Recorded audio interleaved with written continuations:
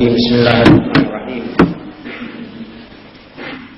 Alhamdulillah nahmaduhu wa nasta'inuhu wa nastahdihi wa nastaghfiruh wa na'udzu billahi min shururi anfusina wa min sayyiati a'malina. May yahdihillahu fala mudilla lahu wa may yudlil fala hadiya lahu. Wa asyhadu an la ilaha illallah wahdahu la syarika lahu. Wa asyhadu anna Muhammadan abduhu wa rasuluh. Allahumma salli wa sallim wa barik ala sayyidina Muhammadin wa ali sayyidina Muhammad. Kama sallaita wa sallamta wa barakta ala sayyidina Ibrahim wa ala ali sayyidina Ibrahim fil alamin innaka Hamidum Majid. Amma ba'du fa inna asdaqal hadithi kitabullah wa khairal hadi hadi sayyidina Muhammad sallallahu alaihi wa alihi wasallam. Anna syarral umuri muhdatsatuha wa kullu muhdatsatin bid'ah wa kullu bid'atin dhalalah wa kullu dhalalatin fin nar. Selalu kita harus menambah pengetahuan tentang seluk-beluknya sebab dan akibat dari tindakan-tindakan kita. Tindakan-tindakan yang kita lakukan sekarang, yang sudah pernah juga dilakukan oleh orang-orang sebelum kita. Jadi segala macam tindakan, baik maupun tidak baik, yang ditindakkan oleh manusia-manusia di zaman ini sudah pernah dilakukan oleh orang-orang sebelum kita. Jahiliyah di zaman lampau dengan jahiliyah di zaman sekarang itu kadang-kadang berputar sampai apa yang pernah dilakukan oleh orang zaman dahulu dilakukan oleh orang zaman sekarang, walaupun sifat dan modelnya berlainan sedikit. Jadi karenanya kalau kita mengetahui semua itu, kita akan tambah iman, tambah rangsangan untuk amal, dan tambah pengertian bagaimana mengarahkan mujahadah kita,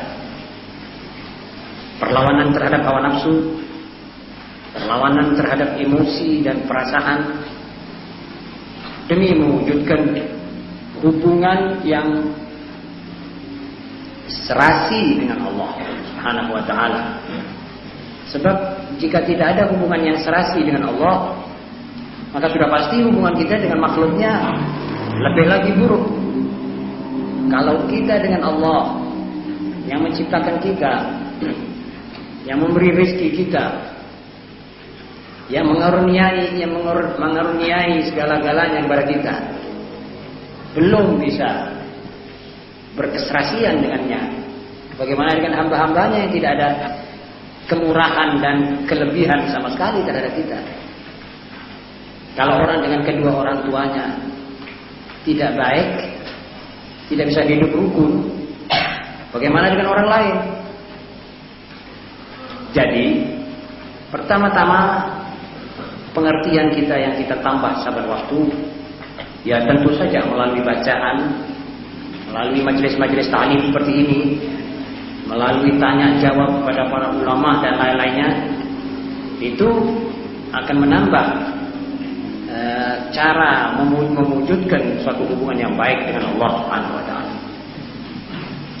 Dan dengan selain Allah akan tercakup dengan hubungan yang baik dengan Allah itu. Kadang-kadang karena soal sedikit saja yang tidak krono atau tidak kita pikirkan, maka tahu-tahu sholat kita tidak diterima oleh Allah. Satu contoh, misalnya seorang yang membeli baju yang dipakai buat sholat, tapi duitnya dari haram. Tahu-tahu dia melihat hasil amalnya nihil. Masalahnya kecil saja, masalah harga baju itu tidak halal. Ini satu contoh. Seorang pergi ke dukun, menanyakan itu dan ini, dengan penuh keyakinan bahwa dukun ini akan menentukan, akan mengerti, akan mengatur nasibnya dan seterusnya. Seorang yang menjalankan mencari penghasilan dari haram, itu semuanya saudara-saudara mengganggu amalan. Dan kalau amalan kita terganggu, hubungan kita dengan Allah tidak serasi. Sama dengan gangguan telepon karena hujan. Suara yang kita minta supaya teman kita di Semarang atau di Solo mendengarnya tidak bisa didengar betul, kacau. Tidak ada kemurnian. Dan kalau kita dalam ibadah kita tidak diterima oleh Allah, bagaimana kita bisa bergaul dengan manusia yang salah satu yang merupakan salah satu daripada hamba-hamba Allah? Karenanya kalau kita ngerti, kita lebih hati-hati. Nah, pengertian itulah yang kita cari sekarang ini. Misalnya salah seorang mempercontohkan amalan mungkar, lalu amalannya ditiru orang, maka dia menurut ajaran agama memikul dosanya amal mungkar itu dan dosa orang-orang yang meniru dia. Jadi apa yang dipercontohkan olehnya kepada orang lalu ditiru orang, itu dosa orang-orang itu juga dia dapat memikul. Jadi memikul dosa sendiri dan dosa orang banyak. Padahal dia anggap tidak seberapa mempercontohkan sesuatu tindakan yang tidak baik. Seorang yang membiarkan anaknya atau istrinya berada dalam maksiat, ia akan dibebani oleh Allah dosa perbuatan mereka itu juga. Seorang ayah yang membelikan pakaian-pakaian untuk anaknya perempuan atau untuk anak-anaknya laki-laki, pakaian yang serupa dengan pakaian perempuan dipakai oleh anak laki, atau pakaian yang serupa dengan orang laki-laki dipakai oleh istrinya atau anak perempuannya, atau dia membiarkan istrinya berpakaian setengah telanjang. Ini suami dipertanggungjawabkan oleh Allah Subhanahu wa taala di hari kiamat. Jadi mesti ada satu ketegasan. Harus ada amar ma'ruf nahi munkar. Dan ini bisanya dimengerti oleh satu orang manusia kalau dia menambah selalu pengertiannya. Jadi kalau begini ini dilarang oleh Allah, baru dia tahu.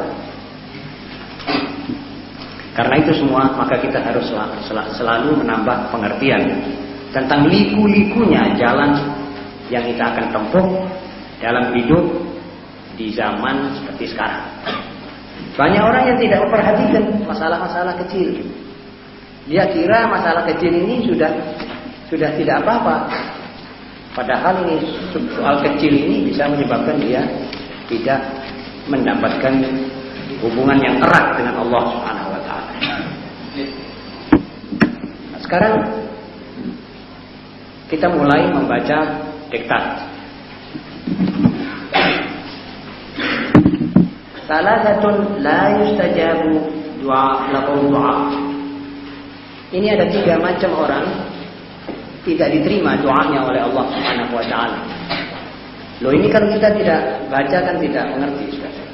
Mungkin kita sedang melakoni salah satu daripada 3 ini. Dan sedang yang berbicara ini Nabi Muhammad SAW. Jadi qala Nabi sallallahu alaihi wasallam, salasatun la yustajabu lahum du'a'uhum. Siapa dia? Pertama, akilul haram. 2, wa mukthirul ghibah. 3, wa man kana fi qalbihi ghillun aw hasadun lil muslimin. Jadi 3 manusia yang doa mereka tidak diterima oleh Allah.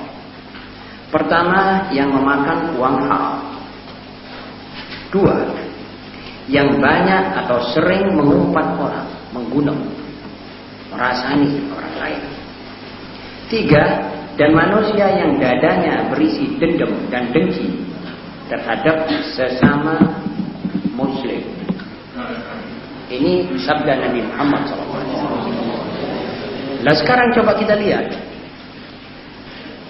Kita semua ini mendoa. Saya yakin.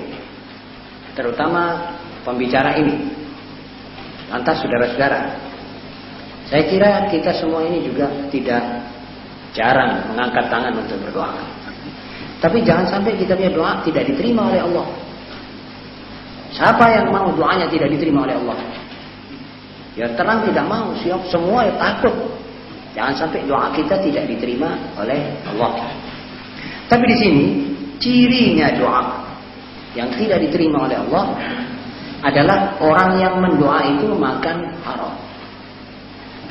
Dan makan haram ini jalannya banyak. Kadang-kadang jalannya itu syubhat. Mulainya dari syubhat. Kemudian lebih lagi dari itu sampai kepada haram. Sekarang orang mencari yang halal itu sulit. Kalau tidak, orang ini betul-betul hati-hati. Dan orang ini betul-betul konsentrasi pikirannya dalam pencarian. Tidak sembarang mencari asal ngumpulkan duit. Kalau tidak, mesti dia masuk dalam haram. Kalau sudah masuk dalam haram, akibatnya ya seperti tadi, doanya tidak diterima oleh Allah. Barangkali ada orang bertanya, kenapa sih doanya umat Islam ini kok hampir tidak pernah diterima oleh Allah? Ya mungkin karena kita masih banyak makan haram, baik sadar atau tidak sadar. Saudara-saudara, yang kedua, mukthirul ghibah. Orang yang suka ghibah orang, gunem orang, ngerasani orang. Sudah jelas doanya tidak diterima oleh Allah. Sebab ghibah itu sudah dianggap oleh Allah seperti, dimisalkan oleh Allah seperti orang yang makan bangkainya saudaranya yang mati. Ayuhibbu ahadukum ayyakula lahma akhihi maitan? Apakah kamu suka? Apakah salah seorang di antara kamu suka memakan batang saudaranya muslim yang sudah mati? Begitu contohnya orang yang gunem orang, yang ngerasani orang. Sama nilainya dengan memakan daging saudaranya yang sudah mati. Maaf saudara-saudara, ayam yang sudah mati saja kita tidak mau makan dagingnya. Betul saudara? Apalagi manusia mati.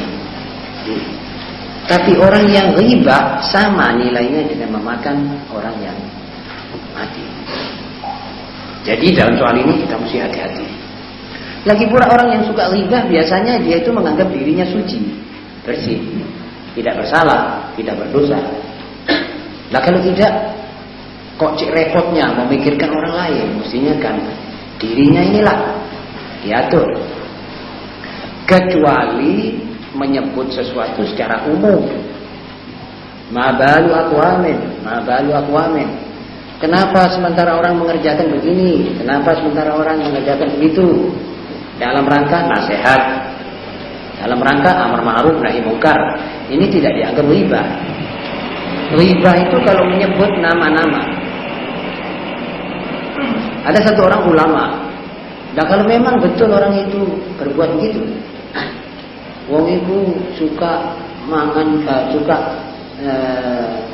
cukup duit wong, suka ngemplang utangnya, itu riba.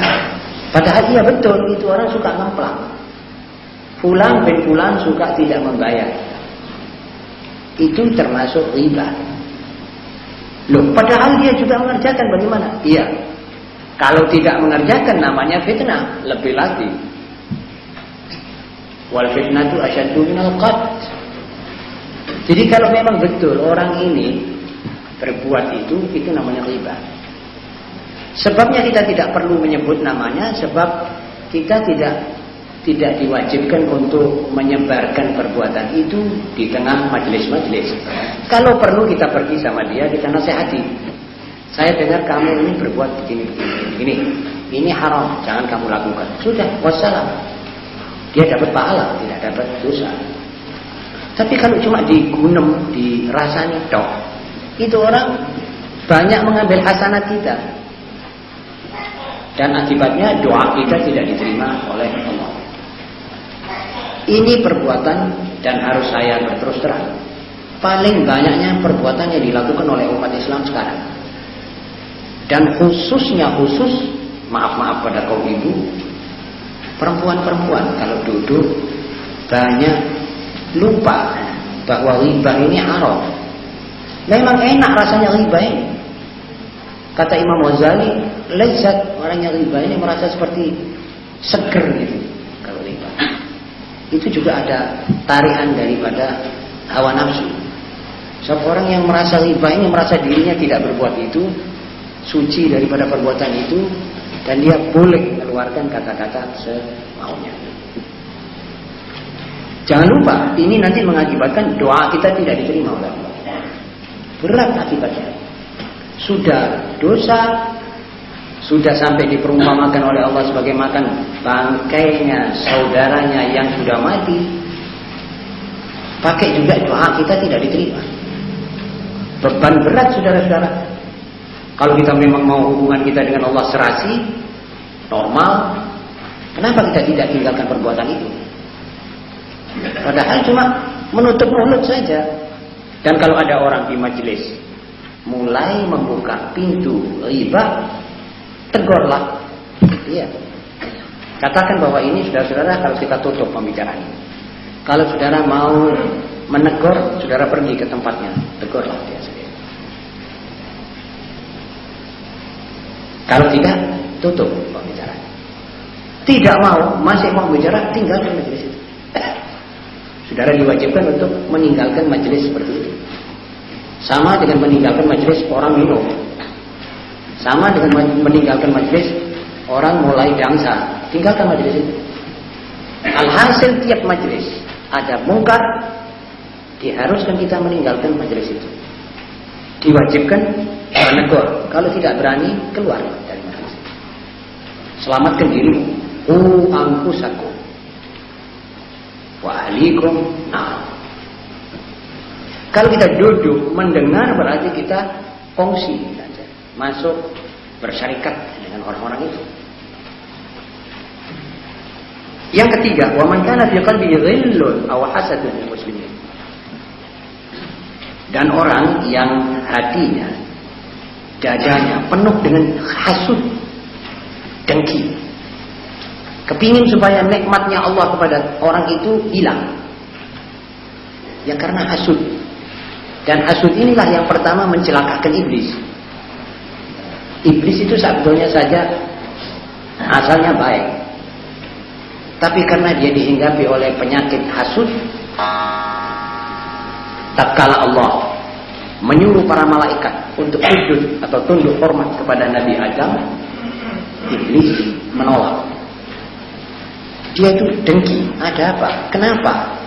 Manusia yang dibikin dari tanah ini disuruh kami menunduk hormat kepadanya. Kami ini dari api. Kami lebih kuat dari dia. Kami lebih sempurna. Kenapa kami disuruh tunduk kepadanya? Tidak mau tunduk kepada dia. Ini menyebabkan iblis secek-ceknya di dalam api neraka. Dikutuk oleh Allah sejak detik itu sampai hari ini, sampai hari kiamat. Dan seterusnya bersama zaman berzaman. Sesudah hari kiamat dan sebelum hari kiamat. Apakah perbuatan semacam ini masih ingin kita tiru? Ada orang diberi oleh Allah kekayaan, kita yang tidak diberi hasud. Wong itu sombong, saya dicarikan sebab. Ada orang diberi oleh Allah pangkat, kemuliaan, kita ganyang dia karena pangkat itu tidak kena dia. Kenapa? Ada orang diberi baru membuat rumah bagus, ada orang menghasut. Kenapa itu orang membuat rumah bagus? Kok tidak seperti saya punya rumah kurang bagus? Ini semuanya seperti dia mau mendudukkan diri di tengah kursi Tuhan yang mau mengatur masyarakatnya. Kan Tuhan yang mempunyai ini. Kenapa itu orang punya istri cantik, saya tidak punya istri cantik? Dia hasud.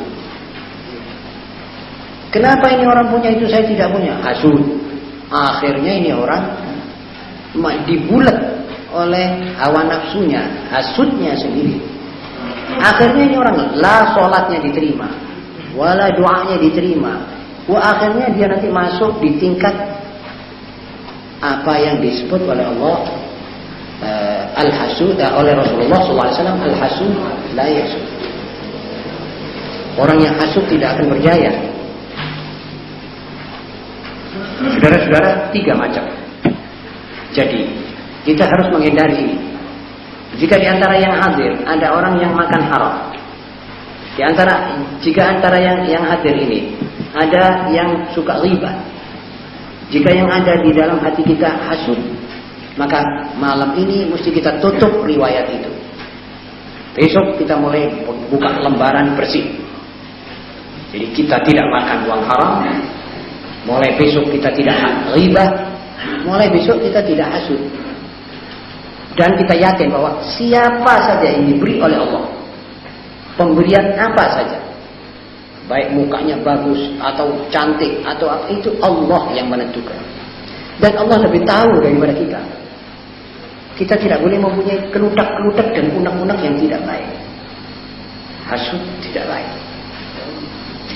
Dan sesungguhnya harus dikasihani orang yang hasud. Dan harus dikasihani orang yang suka makan uang haram.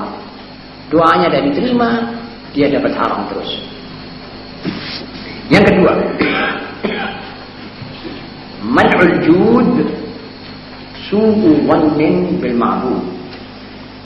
Wa illa fama makna qawlihi ta'ala wa ma anfaqtum min syai'in fa huwa yukhlifuh wa huwa khairur raziqin. Menahan kemurahan, bukan kemarahan ya. Menahan kemurahan adalah sama dengan berburuk sangka kepada Allah. Kurang sangka ya. Ditambah. Menahan kemurahan adalah sama dengan berburuk sangka kepada Allah yang kita sembah. Jika tidak demikian, maka apakah arti firman Allah, apa saja yang kalian belanjakan, maka Allah akan menggantinya, dan dialah paling baiknya pemberi rezeki. Surat Saba 39 atau 29. Saudara-saudara, ada orang niat mau membelanjakan sesuatu, kemudian dia stop. Ada orang kita tahu dia mau sedekah, kita cegah, ojo. Ini mempunyai arti satu, mempunyai arti berburuk sangka kepada Allah. Lah kalau tidak, di mana kita mesti taruh ayat wa ma anfaqtum min syai'in fa huwa yukhlifuh? Allah sendiri berfirman, apa saja yang kamu belanjakan, kami akan ganti. Ya apa? Jelas atau tidak jelas? Tinggal kamu saja, sesukamu. Kamu mau keluarkan banyak, ku ganti banyak. Dan yang ganti ini Allah ya. Saudara kalau menabung di bank saja bisa ditambah dengan rente, apalagi Allah Subhanahu wa taala. Ada satu orang yang saya kenal baik, Allah yarham, sudah meninggal di Solo. Dia itu kalau pasarnya sepi, dia terus angkat kaki pergi haji. Kalau bukan waktunya haji, dia umrah. Di sana dia umrah, di sana dia sedekah, di sana dia sholat, di situ dia minta kepada Allah, dan dia keluarkan banyak duitnya. Kembali itu kata dia, pasti pasar bergerak dan banyak pesanan. Pada satu waktu dia bilang, saya mau pergi haji, pasar sepi. Dia kembali di sana, di haji itu dia habiskan duitnya, disedekahkan, dibayarkan semua orang yang katanya saya ada utang, ditutup utangnya. Dia kembali itu kewalahan, dia melayani pesanan. Waktu itu jarang orang mengeluarkan sampai 1000 kodi satu hari. Ini orang pesanannya ini, permintaan terus. Dia percaya pada ini. Wa ma anfaqtum min syai'in fa huwa yukhlifuh. Saya sekarang belanjakan. Ini orang namanya percaya kepada Allah. Tetapi saudara-saudara, ada catatan. Ini harus dilakukan dengan penuh keyakinan dan kepercayaan kepada Allah, bukan untuk dipuji orang. Kalau seorang mengeluarkan duitnya untuk mendapat pujian, Allah tidak menjamin mengganti, sebab sudah dapat gantinya pujian orang itu, dan bukan karena Allah. Jadi ini yang betul-betul dia belanjakan sesuatu karena Allah, dan dia tunggu saja, sebentar akan datang balasannya. ganti. Saudara-saudara, boleh dibilang banyak orang yang mencoba ini. Dan dia mesti percaya, katakan. Jadi kalau ada orang mencegah orang yang akan berbuat sedekah, ketahuilah bahwa dia ini orang tidak percaya pada Allah, berburuk sangka kepada Allah. Bagaimana tidak? Allah yang mengatakan aku akan ganti, dia bilang jangan, nanti habis duitmu. Jadi bagaimana kepercayaannya terhadap janji mengganti? Ini kata salah seorang ahli tasawuf. Dia bilang ini orang su'udzon bil ma'bud. Dan paling cilakanya orang yang suka berburuk sangka kepada sesamanya, apalagi kepada Allah Subhanahu wa taala. Jadi kalau ada orang duduk di masjid, saya bilang wah iki ono maksude. Bukan karena Allah, ini mesti ono maksude. Ini namanya berburuk sangka. Ada perlunya apa? Kita bilang saja wah ini orang soleh, kan sudah habis, kan enak. Ada orang yang sifatnya itu suka menghina orang, berburuk sangka kepada orang. Ada orang duduk di masjid, dia bilang, iya biyen tak pernah di masjid wong iki. Saiki rupane tambah. Wis tak duit, saiki nang masjid. Itu salah ya akhi. Tidak perlu saudara kita bicara begini. Katakan saja dia sekarang sedar. Dulu belum sedar. Alhamdulillah kita tambah anggota yang sedar seperti kita. Kalau kita memang termasuk orang yang sedar, belum tentu juga. Ya saudara-saudara. Jadi berburuk sangka ini paling tidak baik, wassalam. Perbuatan yang paling keji. Yang ketiga, man kana maluhu azara indahu min hayatihi fahuwa ahmaq. Saudara-saudara, sekarang kita berbicara tentang masalah duit, masalah harta. Tidak ada di dunia orang yang tidak suka duit, saudara-saudara. Insya Allah orang yang sakit keras juga masih suka duit. Cuma nafsu untuk mengumpulkan banyak sudah tidak ada. Tapi suka pada duit. Apa sebab? Sebab itu alat buat menukar itu dengan apa yang dimaukan. Perlu beli beras, kalau duitnya cepat dia beli beras. Kalau tidak, ya utang-utang atau apa, berat. Jadi semua orang di dunia ini suka duit. Tetapi menghadapi duit ada bermacam-macam. Ada orang lupa daratan menghadapi duit, meninggalkan ibadahnya. Ini orang harus dikasihani, sebab dia terlalu memasang harga yang tinggi untuk duit dan harta. Dia lupa bahwa ibadah tugas pertama dan utamanya diciptakan oleh Allah. Karena itu dia tidak boleh lepas daripada ibadah. Tapi dia sudah kadung cinta kepada duit, menyampingkan ibadah. Jadi manusia ini punya tugas-tugas, punya hidup. Hidup ini berharga. Kehormatan ini mempunyai harganya. Negeri, negara, dan bangsa ini juga ada kehormatannya. Dan akhirnya agamanya. Ini harganya terlalu tinggi. Lah kalau orang memandang duit itu lebih diutamakan daripada hidupnya, ini orang sudah jelas dulu bahlul, terlalu bodoh. Sebab dia tidak tahu bahwa hidup lebih mahal dari duit.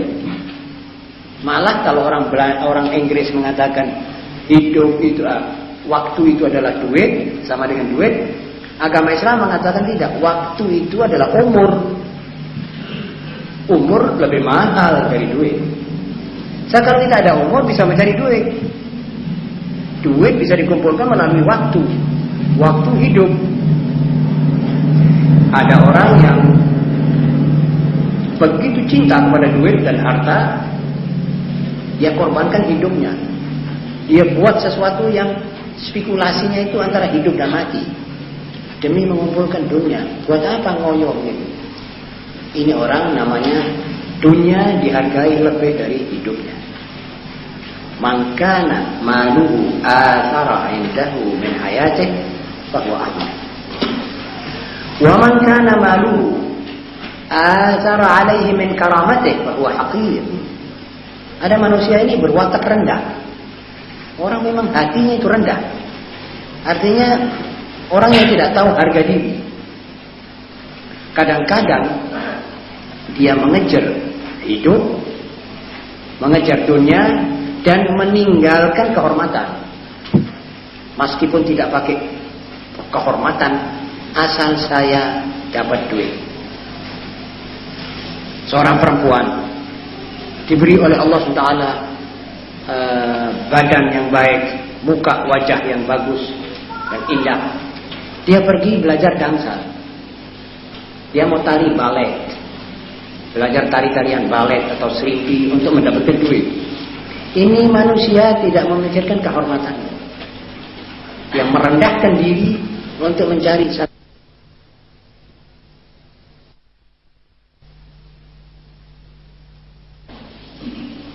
Bisa dipakai untuk berbuat apa saja. Bisa jadi turunannya orang baik, bisa jadi rendah karena masalah dunia. Dia lupa. Dia kadang-kadang maklar, menjadi maklar yang paling tidak baik. Maklar manusia. Karena dia dapat duit. Dia tidak peduli masukkan film-film cabul karena dia dapat duit. Dia tidak pikirkan kehormatannya, tidak memikirkan harga dirinya, harga agamanya. Manusia yang seperti begini ini banyak. Dan semakin manusia hidup di tengah-tengah dunia yang mempesonakan, semakin orang kejar-kejaran duit dan harta. Tidak peduli. Kadang-kadang seorang perempuan menjual dirinya untuk dapat duit, meninggalkan suaminya untuk mendapatkan duit. Ma'asyiral muslimin, ini namanya orang yang tidak punya kehormatan, tidak menilai kehormatan itu. Tetapi perempuan yang tahu kehormatan, lebih baik buat dia mati lapar daripada menjual kehormatannya kepada orang laki lain demi mendapatkan spesial 2. Biarpun dijanji berlian 1 genuk, dia tidak akan mau menjual kehormatan. Sebab ini kehormatan tidak bisa dibeli. Kehormatan itu nilainya mahal. Dan lebih mahal lagi hidup. Yang paling mahal agama. Ini sekarang orang serampangan. Kadang-kadang pokoknya sudah, saya mau duit. Atau gaji saya jangan sampai putus. Subsidi jangan sampai dikurangi. Bantuan jangan sampai putus. Umpamanya disuruh fatwakan, coba fatwakan meneh ya. Sembahyang Jumat itu dino Rebo. Difatwakan sembahyang Jumat wajib dino Rebo. Karena dia takut kedudukannya tidak diteruskan atau dicabut. Ini artinya duit lebih dipentingkan daripada kepercayaannya dan agamanya. Allah berfirman, "Idza nudiya lis-shalati min yaumil jum'ah", dia fatwakan salat Jumat hari Rabu. Masalah, satu contoh. Dan saya kira yang menempuh jalan seperti begini demi mendapatkan duit banyak. Ini kalau saudara teliti hidup di tengah-tengah masyarakat, mendengar dan melihat, saudara akan lihat banyak yang mengerjakan begini. Tetapi mudah-mudahan lebih banyak lagi orang yang hati-hati, orang yang tahu diri, dia makhluknya Allah, dia hidup dengan tugas ibadah, maka hidupnya, hayatnya ini harus diisi dengan ibadah, tidak diisi dengan pencarian. Toh pencarian sudah dijamin oleh Allah. Wa ma min dabbatin fil ardi illa 'ala Allah rizquha. Tiada satu makhluk hidup di atas bumi melainkan Allah menjamin rezekinya. Lantas buat apa kita habiskan kitabnya umur untuk mencari itu? Untuk apa kita menghabiskan umur untuk mencari itu? Kalau sudah itu dijamin oleh Allah. Yang tidak dijamin kita tidak cari. Yang tidak dijamin itu amalmu. Ayo, ini umur, ini modal, ini dunia, ini tempat. Ayo kerja, ibadah. Tok yang kutunggu amalanmu ini. Tidak amal. Yang sudah dijamin dia ngoyak di situ, ngoyo sekali. Ini kekeliruan yang tidak boleh kita masuk ke situ. Jangan sampai kita terjerumus dalam kekeliruan semacam itu. Wa man kana maluhu athara alaihi min ummatihi wa biladihi fa huwa mujrim. Orang yang paling kriminalis, orang yang paling mafia adalah orang yang melihat dunia dan harta lebih daripada bangsa dan umatnya dan negaranya. Dan semakin banyak kita melihat orang-orang seperti ini, tukang-tukang yang disuap orang, orang yang menerima suapan untuk sesuatu yang dilarang oleh Allah. Misalnya memasukkan benda-benda memabukkan, madat misalnya. Ini saudara kalau ada orang menerima ini, berarti ini orang melihat duit lebih penting daripada bangsa dan negaranya. Ini orang namanya mujrim, orang kriminalis, orang yang berbuat kriminal yang paling kejam. Sebab dia mau mengumpulkan untuk kantongnya, mau menggemukkan dirinya dan anak-anaknya, dia tidak pikirkan ratusan ribu, bahkan ratusan juta umat bangsanya, anak-anaknya. Bagaimana tidak, saudara-saudara? Seorang yang sudah jelas tahu bahwa morfin misalnya itu benda yang dipakai untuk merusak akhlak dan merusak kepribadian pemuda bangsa Indonesia. Tahu-tahu dia menerima suapan untuk memasukkan itu morfin ke wilayah dan daerah kekuasaannya. Dan dia tahu ini disebarkan, dia pura-pura tidak tahu karena dia sudah dapat duit. Ini orang mujrim. Ini kalau dibunuh sedikit. Sebab ini orang berbuat sesuatu untuk meratakan bala kepada umat. Film-film yang merusak pemuda, merusak pemudi, yang sekarang ini masuk di seluruh negara di dunia. Itu penjaga pintu ini sebetulnya orang-orang yang mestinya menerima suap. Kalau tidak, masa orang ada akal mau menerima sesuatu yang merusak akhlak bangsanya. Sedang semua orang tahu bahwa bangsa sesuatu bangsa ini dengan akhlaknya. Kalau akhlaknya bejat, hancur, bangsa itu hancur. Sudah, begitu saja. Jadi siapa yang menerima film-film atau memutarkan film-film cabul demi mendapatkan uang, atau yang memasukkan film-film cabul karena dia dapat suapan, maka orang-orang seperti ini adalah orang-orang kriminalis, orang yang tidak pedulikan bangsa, tidak pedulikan umat.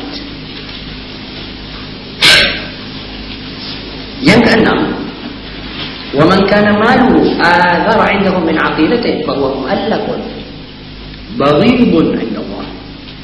Barang siapa yang hartanya diutamakan daripada kepercayaan dan agamanya, maka ia adalah seorang mu'allaf yang dibenci Allah. Mu'allaf itu orang yang seperti baru masuk Islam, tapi ini mu'allaf yang dibenci oleh Allah. Dia seakan-akan orang masih hijau di dalam Islam, karena dia mengutamakan dunia lebih daripada agamanya, lebih daripada akidahnya. Sekarang saudara tahu atau tidak bahwa orang yang mengganti akidah daripada akidah tauhid, daripada anutan keesaan Allah, dia ganti kepada anutan 3 Tuhan. Banyak. Masalahnya apa? Masalahnya 10.000 satu bulan. Apa artinya 10.000 satu bulan? Kalau dia mesti merubah akidah, merubah tauhid, artinya dia rugi. Tapi dia tidak bisa menilai. Dia tidak menilai. Dia tidak mempunyai penilaian apa yang sebenarnya itu akidah. Akidah itu adalah paling mahalnya sandangan manusia, akidah. Tidak ada yang lebih mahal dari akidah. Umat sekarang mengobral akidah dengan sekarung beras. Dia akan masuk ke gereja, dia akan masuk ke kelenteng, dia akan masuk ke kuil, asal dikasih 1 karung beras. Akidah ini tidak dipahami betul. Ini orang sebetulnya mu'allaf, tapi mu'allaf yang paling dibenci oleh Allah. Sebab dia tidak bisa menilai akidah dan agama. Buat seorang muslim, biar segala-galanya habis dari tangannya, jangan akidah. Biar istrinya mati, biar anaknya mati, jangan akidahnya. Kalau perlu dia korbankan semua untuk akidah. Bukan dia kurbankan akidah untuk semua. Baru tawaran pertama saja Quran sudah dijual oleh dia. Islam dan imannya sudah dijual. Ini orang baghid indallah. Sebab orang seperti begini tidak bisa dipertanggungjawabkan. Kalau dia sudah menjual iman untuk 1 karung beras, akan menjual saudara-saudara semua ini dengan 2 karung. Kalau dia umpamanya seorang yang bertanggung jawab tentang sesuatu, bisa menjual agamanya karena 1 karung beras, bisa dia jual segala-galanya untuk naik sedikit pangkat, maka dia akan korbankan yang dipangkati ini dengan 1 pangkat lagi sedikit. Dia bisa korbankan semua karena sesuatu yang murah juga. Jadi ini orang tidak bisa dipertanggungjawabkan. Karenanya orang yang merubah akidahnya di dalam hukum Islam dibunuh. Orang yang merubah tauhidnya yustatab awalan tsumma yuqtal. Dimintai supaya dia minta tobat. Kalau tidak ditobat dibunuh menurut hukum negara yang berdasarkan Islam. Sebab orang seperti begini, orang yang tidak bertanggung jawab, orang yang tidak punya pendirian, orang yang gumlor dan paling berbahaya dalam satu masyarakat. Kalau sudah agama dia bisa robah-robah, itu apalagi masalah kepentingan pribadi dan masalah kepentingan rumah tangga dan lain-lainnya. Berapa orang yang merubah agamanya, akhirnya menjual istrinya juga. Sudah jelas, apalagi istri, agama dijual belikan. Ini orang tidak mengerti nilai daripada din. Karena itu saudara-saudara, jadi kita punya hidup, kita punya karomah. Karomah itu artinya kehormatan. Dan kita punya negara, dan kita punya umat, kita punya akidah. Ini harus kita tempatkan pada tempat-tempatnya yang wajar dan pantas. Kemudian bukan berarti kita tidak mencari duit. Duit harus kita cari. Kita dicegah oleh Allah untuk mengemis. Al-yadul ulya khairum minal yadis sufla. Kita tidak boleh menada. Kita tidak boleh utang, mengganggu orang. Kita mesti mencari. Tetapi ada kira-kiranya mencari. Ada aturannya. Ada cara bagaimana orang mencari duit tanpa mengorbankan sesuatu yang lebih penting. Umur waktu kita harus jaga dalam mencari. Beri waktumu untuk mencari secukupnya, dan beri pula waktumu untuk ibadah secukupnya. Jadi kamu dapat dua-dua. Jadi karena saya mencari duit, saya tidak mau ngaji, ini salah. Karena saya mencari duit, saya tidak pedulikan anak saya, juga salah. Anak itu kehormatan. Ada kalanya anak kita menjatuhkan kehormatan kita. Ada kalanya istri kita menjatuhkan kehormatan kita. Jadi sambil mencari duit, harus juga mengupeni keluarga, mencari jalan supaya keluarganya juga tambah ilmu, tambah mengerti cara-cara pergaulan dalam suatu masyarakat. Baru ini orang bisa dikatakan mencari duit dan mempertahankan kehormatannya. Inilah sekedar yang ada di dalam diktat ke-58 yang judulnya waspadalah. Jadi kita harus waspada tentang beberapa titik persoalan yang kita bicarakan pada malam ini. Kita sebagai muslim dan muslimat harus merupakan orang-orang yang pertama yang hidup di dunia ini sekarang, di zaman ini. Pertama-tama harus kita yang hati-hati tentang masalah-masalah yang sudah kita pelajari pada malam ini. Sebab dengan melanggar ini kita yang rugi. Kalau kita rugi, masyarakat yang kita tumpangi ini juga rugi. Rugi karena ada orang yang tidak bisa mencari keuntungan untuk dirinya. Jadi kita ini menumpangkan diri di tengah masyarakat yang kita rugikan. Kalau ada orang di antara kita misalnya mencari duit dan tidak mengindahkan keluarga, masyarakatnya dan negaranya, ini orang merugikan orang banyak. Jadi hendaknya kita hati-hati daripada berbuat seperti begitu. Lantas bagaimana? Ya lantas kita harus ingat selalu, harus zikir, ingat kepada Allah. Kalau mau mencari duit, kalau mau bergaul dengan orang, misalnya kita ketemu orang, aku menitak sedekah wae. Oh iya saudara, bagus. Kamu cepat-cepat sedekah sebab itu tambahan daripada Allah. Kamu nanti akan dirangsang, diberanikan. Jangan dibilang belum tentu kok pasti korupsi sampai panitia ini. Jadi seperti melarang itu. Akhirnya iya wes burung wae aku gak situ. Berkat omongannya yang tadi dia burung. Wah, ini orang dianggapnya orang yang mengajak orang berburuk sangka kepada Allah. Jadi juga masalah duduk-duduk riba, hati-hati. Jangan sampai kita terjerumus. Kadang-kadang lupa. Kita ini satu orang mengeluarkan pembicaraan lalu ditumpangi oleh si A, ditumpangi lagi oleh si B, akhirnya jadi riba, muruk sudah. Kita tidak sadar, kita yang mendengar ini merasa enak saja, sebab bukan kita yang diriba. Ada ulama mengatakan jangan sampai kamu riba ya, sebab kalau kamu riba mesti kamu diribai orang. La tastaghi fatustaghaw, farubbama in qulta syai'an qila fika bimithlihi. Jangan kau riba, nanti kau diribai orang. Barangkali kalau kamu katakan sesuatu kepada orang, orang juga mengatakan kepadamu begitu. Misalnya, saya katakan pada, wah si A itu pencuri. Besok ada orang bilang, wah Hussein Absi pencuri. Begitu. Ada sekali batus tokoh. Barangkali sampai perkataan demi perkataan itu kena. Ya walaupun ini tidak bisa di 2x2 4 kan ya, tapi kemungkinan besar itu sampai begitu terjadi. Karenanya kita harus hati-hati dalam berbicara, dalam menghadiri pembicaraan-pembicaraan dan pergaulan. Kita harus betul-betul hati-hati. Saudara-saudara, saya kira diktat ini cukup sampai sini saja. Nah, barangkali ada pertanyaan. Silakan. Bismillahirrahmanirrahim.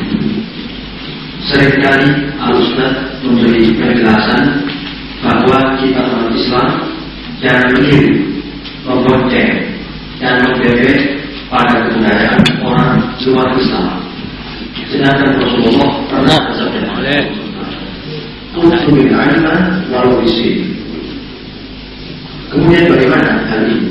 Sedangkan di zaman itu pusat agama Islam atau Islam bukan di negeri Cina.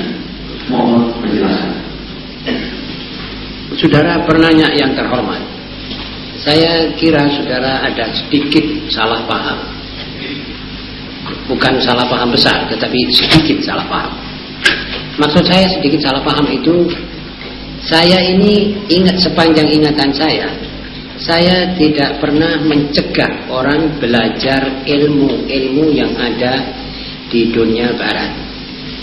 Bahkan saya sering katakan, kaum muslimin, kalau ilmu pengetahuan eksakta, kedokteran, teknologi, fisika, kimia, itu belajarlah dari siapa saja.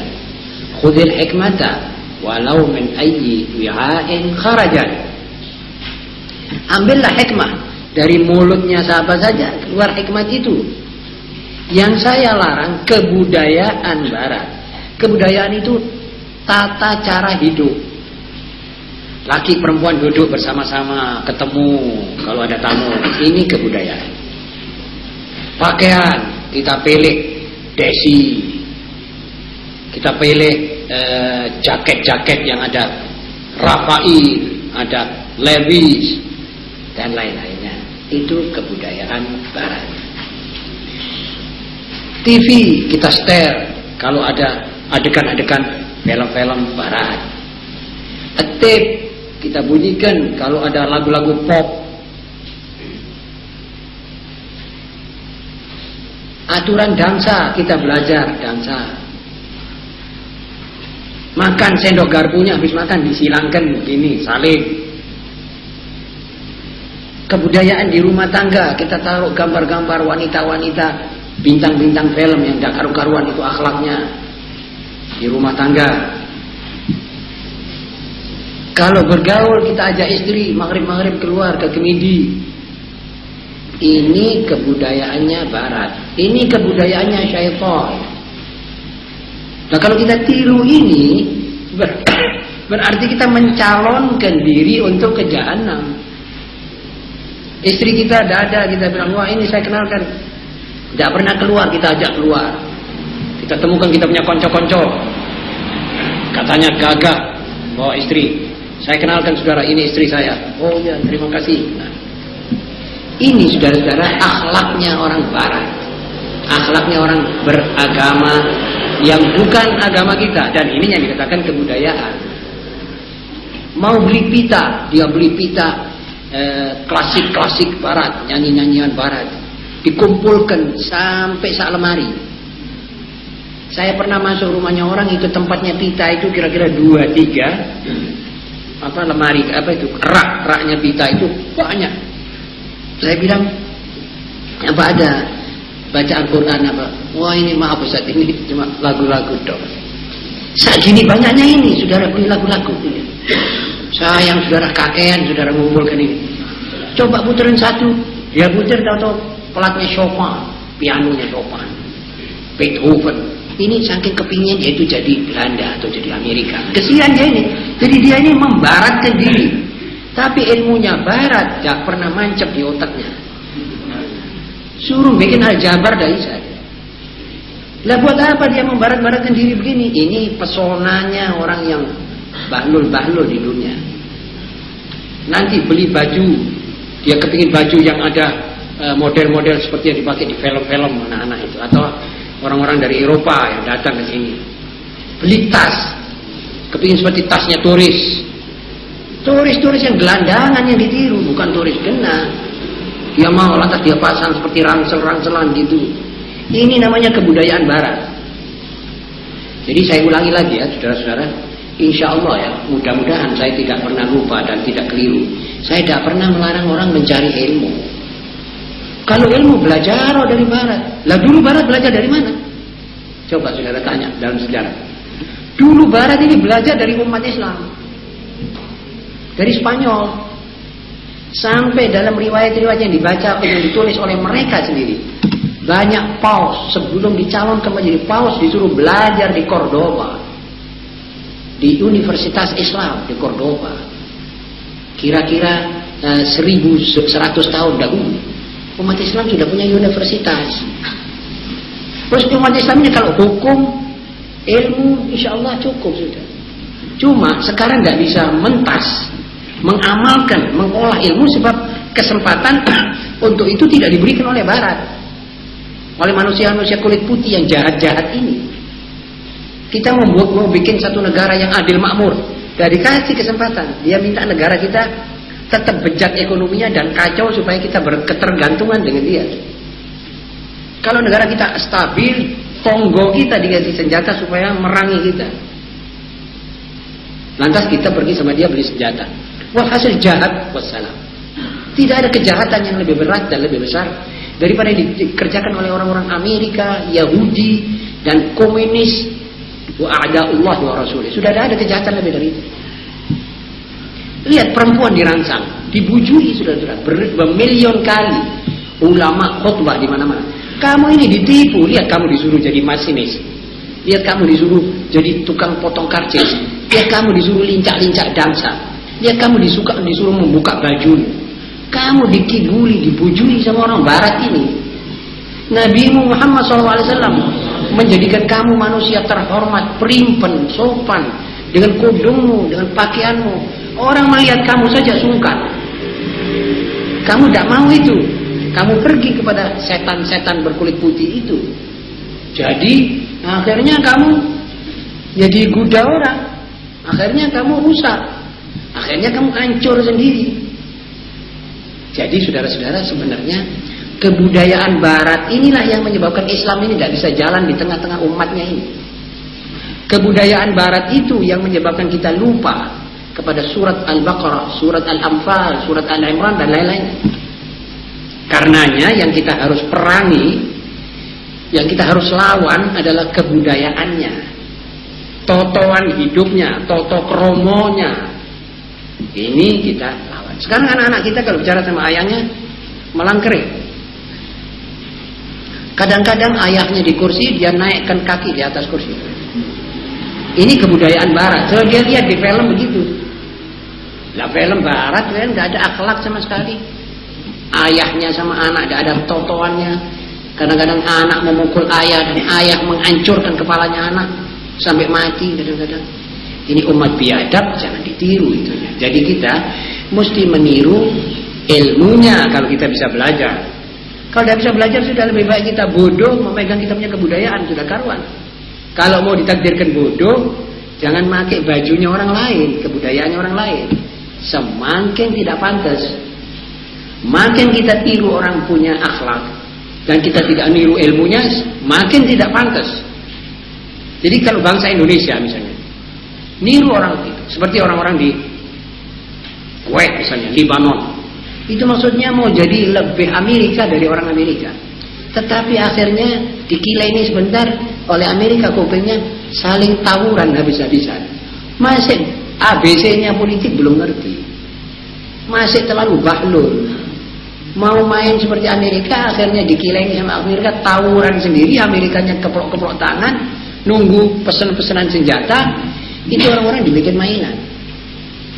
Lah kalau seperti dulu, jaga kehormatan, jaga kepribadian, ini akan lebih memantapkan hidupnya dia sebagai bangsa.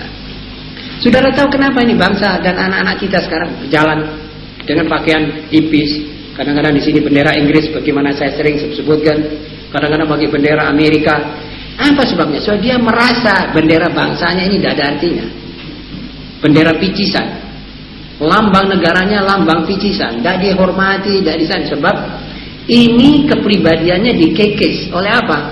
Oleh kebudayaan asing. Ini kebudayaan asing.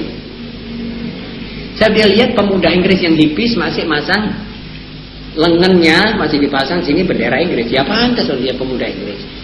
Nah kalau kita pemuda kita di daerah Lamongan atau di Tuban masang bendera Inggris, ini kan soro tidak pantasnya, nemen tidak pantasnya.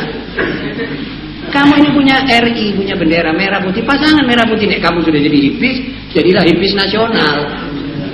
Kalau jadi hipis internasional tidak pantas. Dedekmu bukan seperti orang Amerika, ya.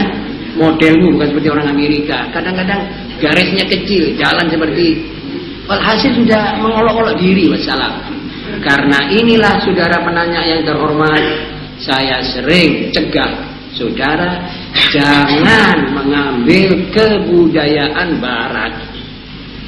Tanggalan Barat itu kebudayaan.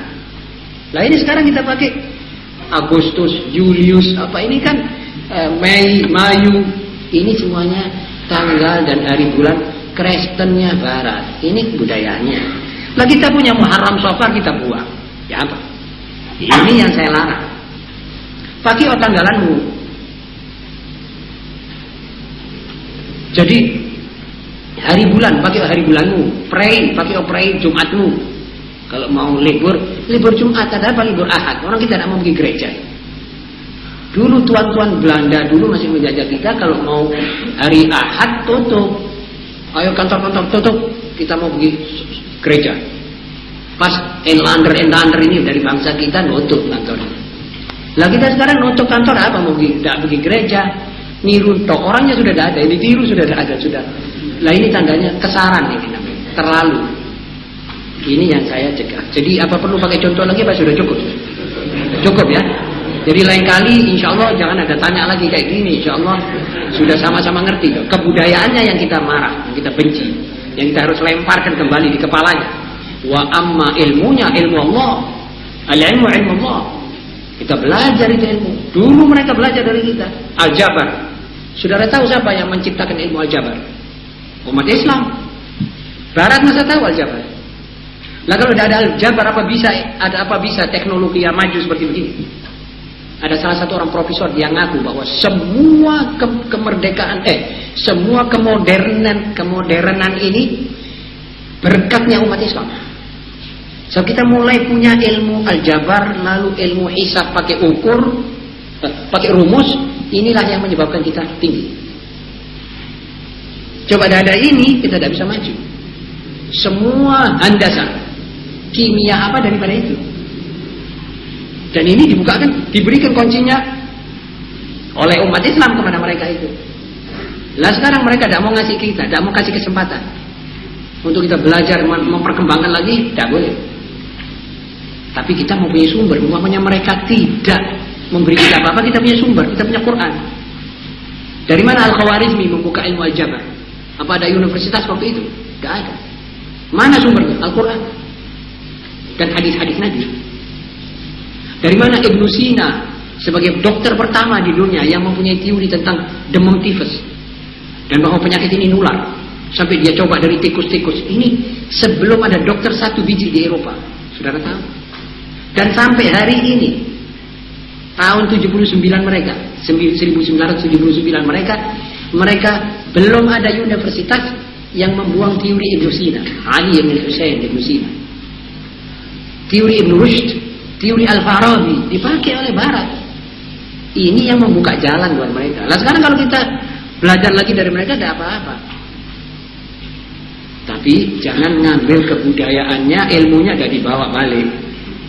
Jadi kembali dari Amerika 3 tahun, 10 tahun, yang balik bawa topinya, bawa desinya, bawa segala macam lenggoknya, dansanya, ilmunya tidak ada.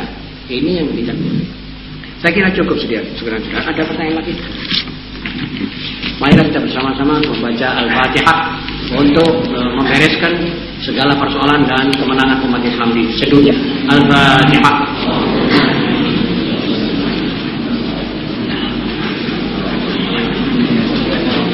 Iya kan?